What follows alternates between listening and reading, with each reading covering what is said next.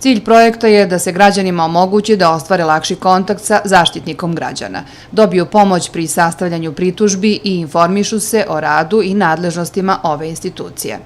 Sudeći po broju pritužbi koje su dobijene u prethodnom periodu, građani Užica nemaju problem u ostvarivanju svojih prava, kaže zamenik zaštitnika građana Goran Bašić.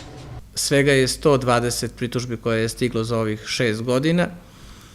Zaštitniku građana iz Užica i iz toga se to može zaključiti da su građani zadovoljni. Da li je to tako, to će oni znati. Te pritužbe se uglavnom odnose na prava koja proizilaze na osnovu rada ili prava na rad, prava na penzijsko osiguranje, zdravstveno osiguranje i to su uglavnom pritužbe koje dobijamo i od građana iz drugih lokalnih samouprava. To su neki osnovni podaci o tome na koji način Zaštitnik građana dolazi do pritužbi, kako mu se građani obraćaju. Još što se tiče postupanja, negde oko 2/3 tih postupaka koje smo dobili je okončano. Na osnovu odgovora postupaka koje smo vodili, preporuka, mišljenja, većina tih preporuka i postupaka je okončana u korist građana, odnosno oni su nakon postupka koji su pokrenuli pred Zaštitnikom građana ostvarili ona prava koja nisu do tada mogli pred nadležnim organom javne vlasti.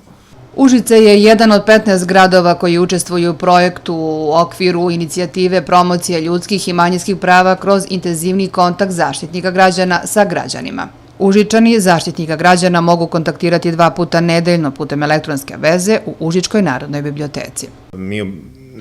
Naša institucija obezbeđuje prostor i saradnike moje kolege koje dežuraju svakog utorka i četvrtka, to je ono što je potrebno da istaknem. Svakog utorka i četvrtka od 11 do 1 sat dežuraju i tada naši sugrađani mogu da se obrate i da putem video linka da kontaktiraju zaštitnika, da iznesu svoje probleme. Projekat se sprovodi uz finansijsku pomoć Vlade Kraljevine Norveške.